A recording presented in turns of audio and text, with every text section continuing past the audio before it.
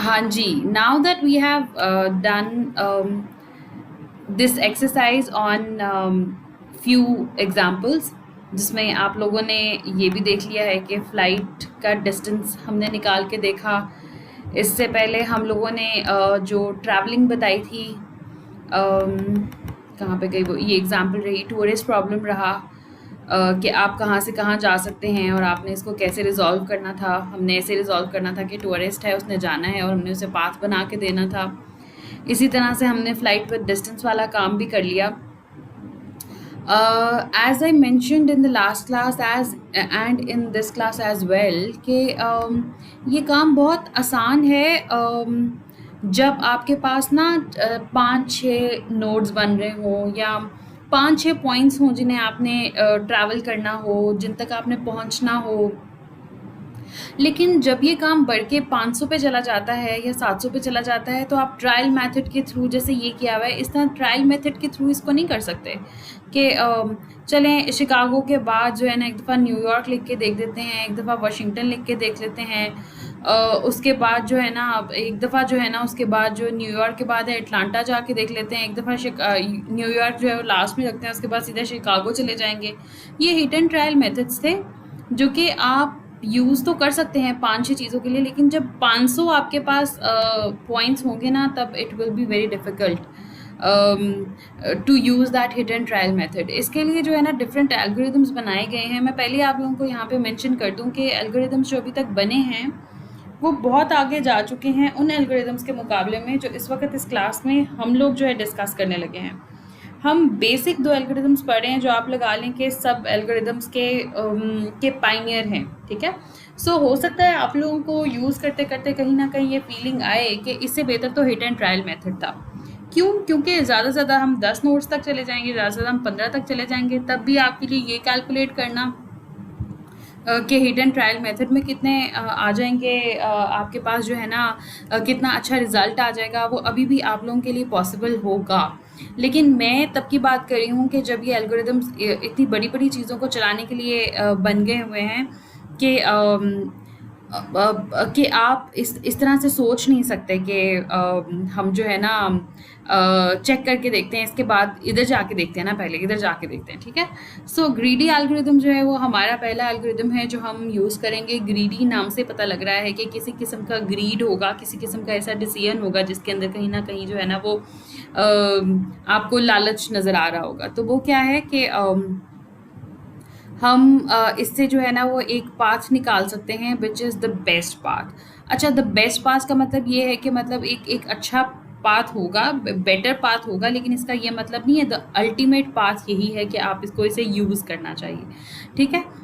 For example ये question है जो हमारे पास था कि ग्रीडी एल्गोरिदम को आप यूज़ करें और मिनिमम वेट निकालें, और इसमें जो है ना उसने बताया हुआ है। अच्छा, अब ग्रीडी एल्गोरिदम होता क्या है वो देख लेते हैं कि आपने सबसे पहले तो एक वर्टेक्स ढूंढ लेना होता है जहाँ से आप स्टार्ट करें, जबकि हमारी जो क्वेश्चन है उसमें उसने गिवन है कि वर्टेक्स हम ए है जहाँ से हमने स्टार्ट करना है। सो नॉर्मली हमें स्टार्टिंग पॉइंट पता होता है, ठीक है। स्टार्टिंग पॉइंट चूँकि हमें पता है और वहाँ से हम क्या देखते हैं, हम देखते हैं कि जितने कनेक्टेड इसमें जो है ना एजेस हैं वो कितने हैं। फॉर एग्जांपल ए के साथ क्या क्या कनेक्टेड है, ए के साथ एफ कनेक्टेड है विथ 13 वेट, इसे आप किलोमीटर भी कह सकते हैं, इसे आप इसका वेट भी कह सकते हैं। इट डिपेंड्स क्वेश्चन क्या है, हो सकता है मिनट्स में फासला हो सकता है किलोमीटर्स में फासला हो, हमें नहीं पता, बस हमें ये पता है कि ये वेटेजेस हैं और ये उसी तरह काम करती हैं जैसे गिनती काम करती है, जैसे 2 जो है वो 5 से छोटा है, इसी तरह से, ठीक है। ए जो है कनेक्ट है एफ से विद 13 वेट, ए जो है वो कनेक्ट है बी से विद 8 वेट, ए जो है वो कनेक्ट है 15 से, डी से 15 से कनेक्टेड है, 15 वेट से कनेक्टेड है विद सी, डी से कनेक्टेड है विद वेट ऑफ 4, और ए जो है वो ई से कनेक्टेड है विद 5, ठीक है। अब आपने क्या करना है, आपने बेसिकली यहाँ से लेना है ग्रीडी डिसीजन। और ग्रीडी डिसीजन क्या है कि आप सबसे कम वेट उठाएं, यहाँ से सबसे कम वैल्यू उठाएं और सबसे कम वैल्यू उठा के आप उधर पहुँच जाएं जहाँ भी वो पाथ आपको लेके जाता है। फॉर एग्जाम्पल इस केस में आपको डी पे लेके जा रहा है, और फिर आप डी से क्या करें, after arriving at the next vertex travel along the edge of the smallest weight that connects to a vertex. और अब दोबारा आपने किधर जाना है, स्मॉलेस्ट वेट वाले पे जाना है। हाँ, लेकिन इस चीज़ का ख्याल रखना है कि फॉर एग्जांपल डी से अगर आपको ये नज़र आ रहा है कि 12, 8, 7 और लेट्स सपोज ये 2 ना होता, ये कोई 21 होता, तो 4 सबसे कम होता, तो इसका मतलब ये नहीं है कि आपने डी से ए पे ही वापस आ जाना है, ठीक है? मतलब ये नहीं करना ए से डी पे गए तो डी पे ही जाने का जो है ना वो सबसे कम है, तो उसी पे वापस चले जाओ। आपने सारे के सारे वर्टिसेस को कवर करना है और फिर आखिर में जो है उसके स्टार्टिंग वर्टेक्स पे वापस जाना है, ठीक है? सो फॉर एग्जांपल अगर हम इसको इसको बना के देख लें एक दफ़ा, ये मैंने पेंट में खोल लिया है इसको, एक मिनट जी, मैंने इसको पेंट पे खोल दिया है और सबसे पहले हमने काम क्या करना है, सबसे पहला काम ये करना है कि हमने देखना है कि ये ए है, ये पॉइंट बी से कनेक्टेड है 8 के साथ, 4 के साथ, 5 के साथ और 13 के साथ। 4, 5, 13, 15 और 18 में सबसे छोटा नंबर क्या होता है? सबसे छोटा नंबर होता है डी, जो कि हमें कहाँ तक लेके जाता है कि ए जो है हमारा ट्रैवल करके डी पे चला जाए। तो इसकी सूरत हाल कुछ यूँ बन जाएगी, हमारे पास ए से डी तक जो है हम लोग पहले चले गए हैं, यानी 4 था वो हमने यूज़ कर लिया और हम अब वक्त डी पे हैं और हमारे पास अभी तक टोटल वेट कितना आया है? 4 आ गया, ठीक है?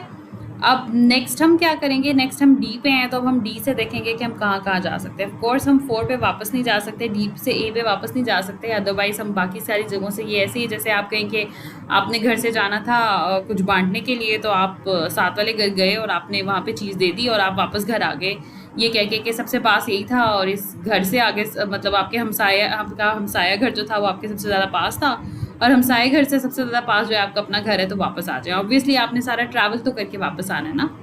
अब आप डी पे आगे, वैसे ये सिचुएशन यहाँ पे बनती भी नहीं है क्योंकि 2 4 से छोटी वैल्यू एक हमारे पास है, बट लेट्स सपोज अगर ये सिचुएशन होती तो तब भी आपने ए पे वापस नहीं जाना था। Now that you are on D, आपके पास क्या क्या ऑप्शन है? आपके पास एक ऑप्शन है 7 की, आपके पास एक ऑप्शन है 8 की, आपके पास एक ऑप्शन है 12 की, आपके पास एक ऑप्शन है 2 की। सो 2 इज़ लाइक सबसे छोटी वाली अमाउंट। तो यहाँ पे जो है ना हम चले जाते हैं, यानी ए से डी पे और फिर डी से बी पे। ये भी तक क्या है? ये हमारी ग्रीडी अप्रोच है, ये हमारा ग्रीडी डिसीजन है। हम जहाँ होते हैं वहाँ से देखते हैं यहाँ से सबसे कम टाइम कितना लगेगा कहीं जाने में, ठीक है जी? ये करके देख लेते हैं। सो अब हम यहाँ पे आगे हैं कि 4 पहले था, 4 + 2, हम ए से डी से होते हुए बी पे आके हम इतना ट्रैवल कर चुके हैं और टोटल वेट या टोटल डिस्टेंस जो हमारा है वो हमने 6 जो है वो कवर कर लिया है। बी से अगर, अच्छा अब ये देखें, आप डी को देखें, अब डी से ना 2 चक्कर निकल चुके हैं, एक लाइन आ चुकी है, एक जा चुकी है, मतलब आपने इसको पूरा ट्रैवल कर लिया है।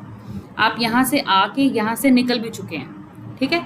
तो इसको अब आपको दोबारा देखने की ज़रूरत नहीं है क्योंकि आप यहाँ पे वापस आएंगे फ़ायदा ही नहीं है। अगर आप कहीं और से यहाँ वापस आ रहे हैं तो पहले क्यों आए थे, या अगर पहले काम कर चुके हैं तो दोबारा क्यों आए हैं? सो विज़िट करने का मतलब होता है एक दफ़ा आना और आके वापस चले जाना, उसके बाद आपने उस पॉइंट पे वापस नहीं आना। तो डी जो है वो डेड हो चुका है और इसको सिर्फ शो करने के लिए कि ये आपके पास डेड हो चुका है, हम ऐसा करते हैं कि यहाँ पे जो है ना वो शो भी करा देते हैं। फॉर एग्ज़ाम्पल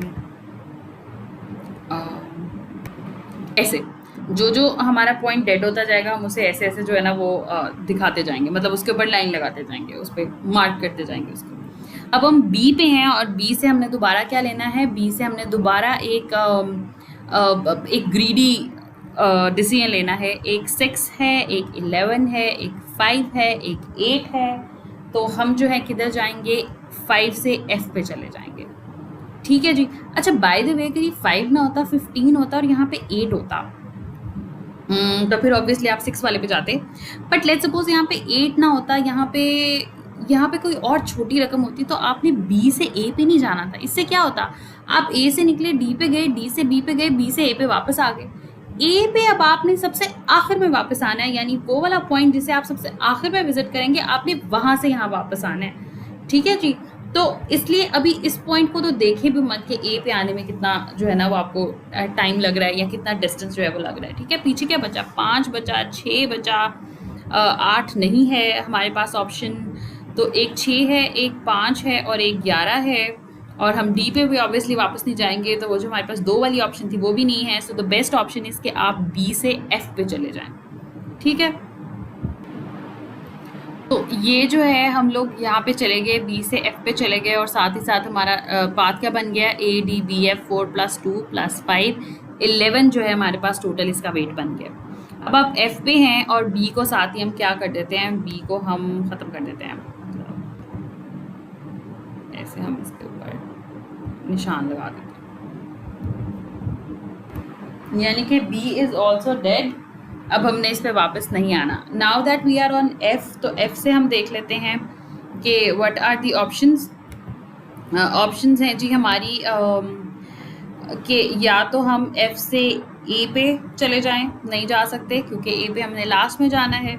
दूसरी ऑप्शन है कि हम सी पे चले जाएं 14 वेट के साथ, हम डी पे चले जाएं 7 वेट के साथ, और एफ से ई पे चले जाएं 10 वेट के साथ। 7 वेट सबसे छोटा है लेकिन डी ऑलरेडी विजिटेड है, हम इसे कंसीडर नहीं करेंगे।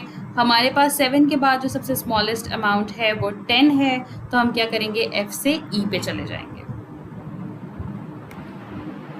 स्टेप 4 के बाद आपके पास ये बन गई, कुछ इक्वेशन इस तरह की बन गई और टोटल इसका निकल आया 21 जो है आपके पास इसका टोटल आ गया। और आप इस वक्त किधर पहुंच गए हैं, आप ई पे पहुंच चुके हैं। आपका एफ, बी और डी जो है वो डेड हो चुका है।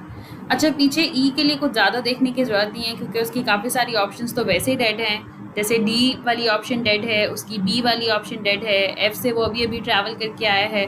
पीछे एक ए वाली ऑप्शन है, एक सी वाली ऑप्शन है। वैसे तो ई से ए पे जाना 5 है, ज़्यादा बेहतर है, लेकिन इस तरह से हम सी को मिस कर जाएंगे, सी को हम लूप में नहीं ला सकेंगे। इसलिए हम क्या करेंगे, हम ई से सी पे जाएंगे और सी से जो है, पहले हम ई से सी पे चले जाते हैं, ये वाला पार्ट कर लेते हैं। ये सिचुएशन बन जाएगी, ई से आप सी पे आ गए, टोटल 6 जो है ना वो उसने ऐड किया। 21 ऑलरेडी वेट था, उसमें 6 ऐड कर दिया तो 27 बन गया। अब आप सी पे हैं, ऑलरेडी सब कुछ डेड है, सिर्फ ए बचा है जहाँ आपने वापस जाना है। आप सी से ए पे वापस आएंगे and that is the dead part, the worst part. कैसे? वो ऐसे कि अब यहाँ पे जो है, जब आप सी पे आ गए हैं, आपके पास कोई और ऑप्शन नहीं है सिवाय, वैसे यहाँ पे भी देखा था जैसे आपने, यहाँ पे भी कोई और ऑप्शन नहीं थी सिवाय इसके कि आप सी पे ही आते, क्योंकि इसके अलावा एक ही ऑप्शन थी और ए पे आप जा नहीं सकते थे। आपने ऑप्शंस क्या करते गए, कम करते गए। अब यहाँ पे भैया आपकी किस्मत, फॉर एग्जाम्पल जैसे सबसे कम ए से जो था ना आपके पास D4 आ रहा था, लेट्स सपोज ये 5 होता तो फिर तो ठीक है, आप सी से ए पे चले गए, 5 उसने ऐड किया, कोई फ़र्क नहीं है।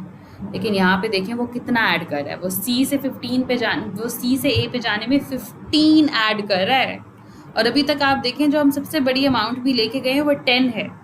और कहाँ पे हम 15 लेके जा रहे हैं, वहाँ पे जहाँ पे हमारे पास कोई और ऑप्शन नहीं है। ऐसे ही जैसे आप घर से निकले देने के लिए, हलवा बांटने के लिए, पहले सबसे पहले करीबी हमसाये के घर, फिर उससे अगला घर, फिर अगला घर, फिर अगला घर, और करते करते करते आप पहुँच गए गली के आखिर में। और अब वहाँ से आपने घर वापस आना है, वहाँ से आपका डिस्टेंस क्या है, सबसे ज़्यादा है।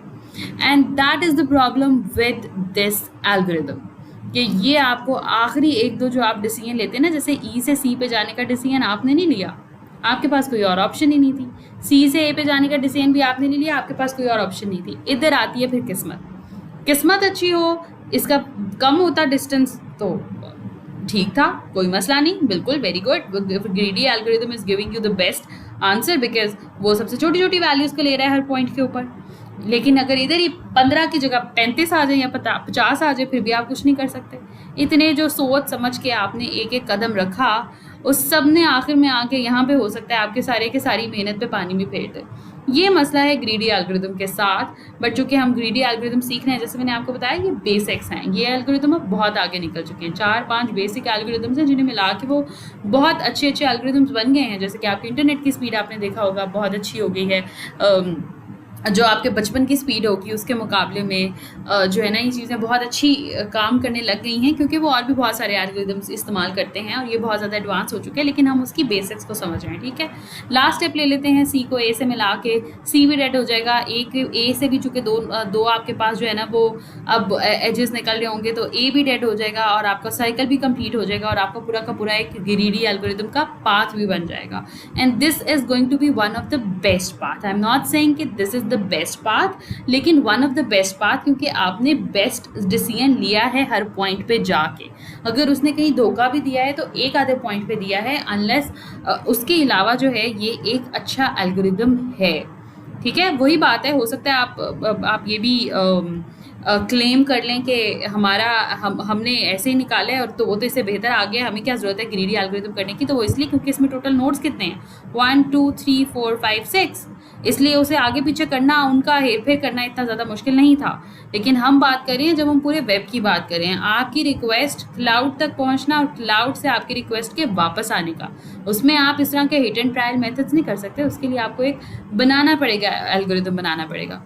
वो कभी आपको बहुत अच्छा रिजल्ट देगा, कभी आपको अच्छा नहीं तो कम से कम एवरेज रिजल्ट दे देगा। लेकिन आप हर दफ़ा इस चीज़ पे टाइम ज़ाया नहीं कर सकते, मैं कहाँ जाऊँ, बस ठीक है एक एल्गोरिथम बना दिया, फिक्स है, उसी को यूज़ करना है। ठीक है जी, ये मैं लास्ट स्टेप कर लूँ ज़रा। ये आपके पास टोटल पाथ बन गया, आप ए से डी पे गए, डी से बी पे, बी से एफ, सी, सी, ए, और टोटल आपका जो वेट बना वो 42 बना। With greedy algorithm it has total 6 steps. Step by step मैंने जो है आपको एक एल्गोरिथम यूज़ करके दिखा दिया है इसके ऊपर। इसके अलावा अभी हम एक और एल्गोरिथम देखेंगे, लेकिन ये था ग्रीडी एल्गोरिथम जो अभी हमने देखा है। ठीक है जी, नेक्स्ट वीडियो में हम एज पिकिंग एल्गोरिथम देखते हैं।